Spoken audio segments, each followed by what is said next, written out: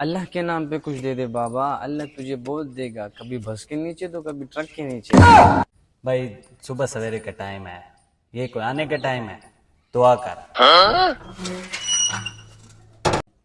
कौन था? भिखारी आया था।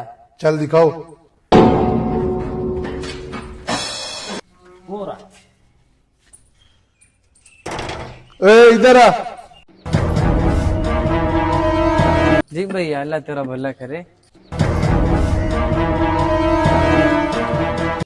चल माफ कर, सुबह सुबह का टाइम है, आ जाते हैं पता नहीं कहाँ कहाँ से उठ के। भाई आपके छोटे भाई ने भी यही कहा था। चल निकल निकल, मैं बड़ा भाई हूँ, मेरी मर्जी जो कह दूं।